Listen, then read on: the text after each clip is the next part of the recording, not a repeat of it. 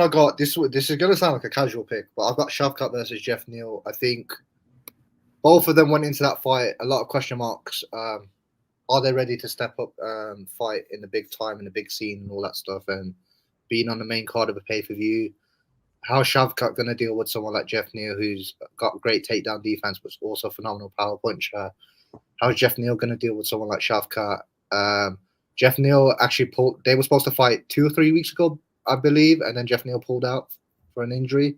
So the fact that they managed to remake this fight 3 weeks later, and that's how good the fight was, given the fact that Jeff Neal wasn't 100%. Yeah. You're like, wow. Some people scored it 2-0, Jeff Neal heading to the third. So there's all the drama and the suspense into it. Shavkat's going to lose his O if he doesn't do something quick. Yeah. And then he pulls out the standing rear naked choke. That fight was just phenomenal. And then, Jeff Neal, like, hurting him a little bit. It was kind of cool in that third round. And then him overcoming that adversity and then breaking Jeff Neal. It was crazy, man. It was a crazy back and forth fight. And not only did it show us where Jeff Neal's at, it showed us where Shavkat's at. So I think it's a great fight for that too, as well. Yeah, agreed. My next one, this isn't a popular pick, but I liked it because it was just. I feel like it's something that not everyone's going to go for, and that's Diego Lopez and Movsar Evloev. So you got Evloev always on the line. You got Diego Lopez, this just hipster brash kid. He's got this crazy funky style. None of us knew who he was, but I can tell you for this, that fight was that good. Everybody started paying attention to that kid afterwards. Yep. It's just from hurting him, from submission threats, and then Movsar controlling certain elements of the fight. We got to see everything in that fight. We got to see striking. We got to see grappling. We got to see top control in terms of wrestling and everything else. Everything that you want in a mixed martial arts fight that had. It might have not been bloody, or might have not looked like two rock'em sock'em robots, but we saw a lot of skill in that fight. Yeah, a lot of good grappling too. Yeah, agreed. Number 3, if you haven't got this fight on your list, well, what the fuck you doing, really? Oh, Dan Hooker and Jalen Turner. Like, to this day, I still don't know how he ate that kick. I really don't. Called grit. Yeah. Any other lightweight on planet Earth, yeah, and that's a headshot dead. Mm-hmm. That's a headshot dead. But yeah, back and forth, constant pace, constant pressure, had everything. And you know, it is the dance partners as well makes a difference. So Jalen being a big difference as well. His contribution to the fight, Hooker's contribution to the fight. It's just one of those fighters. It's just one of those where, yes, there's a winner and a loser, but neither individual lost stock in that fight. Yeah, 100% agree. Yeah, and we got number 2. So Volkan Makhachev won. That was probably the most skilled. That's the most amount of skill I've ever seen displayed in a fight since Jones DC. Yep. What a fight that was! Yeah, it was great. It was a phenomenal fight. It was a phenomenal fight that was. Yeah, the skill level between the two, but also, I think what puts it on the list was the fact that I think the vast majority of us, myself included, didn't really give Volk that much of a chance. Yeah. But it's just everything from the takedown defense, him hurting Makhachev having his control in round 4, it being in Australia as well. So obviously Makhachev on in enemy territory as well. That's a big deal. And everybody talking about the rehydration window's not as big and how Makhachev looked and everything else. So in spite of all of that, Makhachev in one way, shape, or form managed to get the W as well. So you gotta give him props as well. Yeah. And then you look at the rematch. Although the rematch wasn't ideal, the circumstances, the rematch. Yeah, he got it done. He got it done, 100%. Yeah, he got it done. Yeah. Number 1. All right, man. Is your number 1 the same as mine?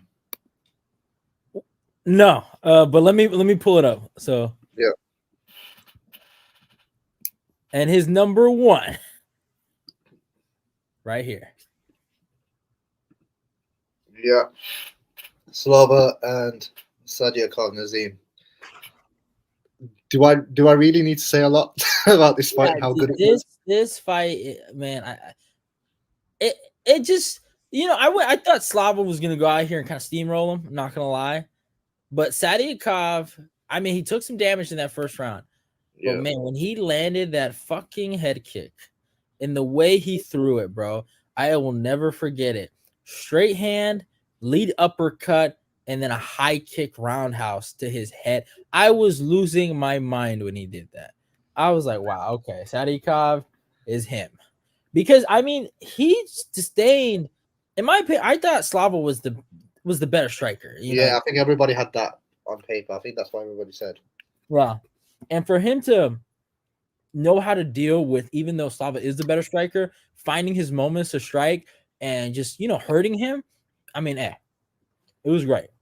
Yeah, it was a great fight, and the thing is as well, what people don't understand about that fight is that fight was so good that the judges couldn't possibly score it for one guy or the other. 2 of the 3 judges scored at a draw. Yeah, I mean it was a tough fight to score. Honestly, it really was a tough fight to score. Like if you ask me how to score, I could watch that fight 5 times and score it 5 different ways. Yeah, that's how tricky it is to score that fight. Mm-hmm. It's one of those. I want to hear yours now. I'm quite excited. Yep.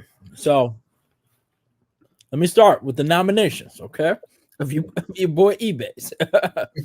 And then get these out the way. So I'm gonna give you guys my nominations. Number 5, Jeff Neal. We kind of talked about it versus Shavkat. Great, phenomenal fight. And I think like I said before, Shavkat proved a lot. Jeff Neal proved a lot. Just a great fight.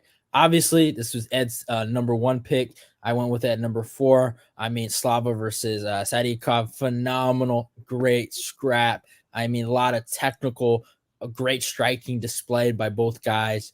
And it was just a phenomenal fight. At number 3, I went with Islam versus Volk, one of the better champ versus, I think the best champ versus champ fight. It definitely is between 2 individuals, probably the most skilled, and I've seen, like I said, in the last DC and Jones was when 2015, something like that. Yeah, decade.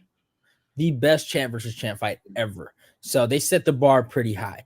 At number 2, I went with Brandon Moreno versus Pantoja. Phenomenal fight. These guys were fighting in the pocket. The Moreno boxing was great. Pantoja hurting him with the power, finding the takedowns. It was a great scrap. Them boys put it on for the flyweights that day, and Pantoja winning the belt was great. It was a really, really great fight, to be honest with you, even though I might hate Moreno with every being in my body. It was a great fight. And at number 1, let me get this on the way. If you don't know eBay, now you're going to know me really well. I went with Daniel Hooker versus Jalen Turner. Now, the reason why I went with this is number 1. The whole world called me crazy for picking Mr. Daniel Preston Hooker to defeat Jalen Turner.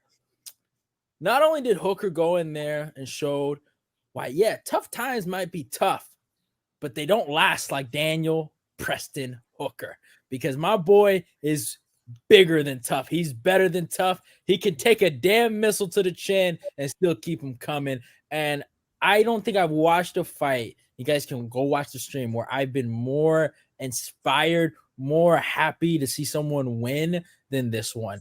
A lot of people were saying, Journeyman, go away. A lot of people were saying it's time to retire, buddy. You got stopped by a featherweight.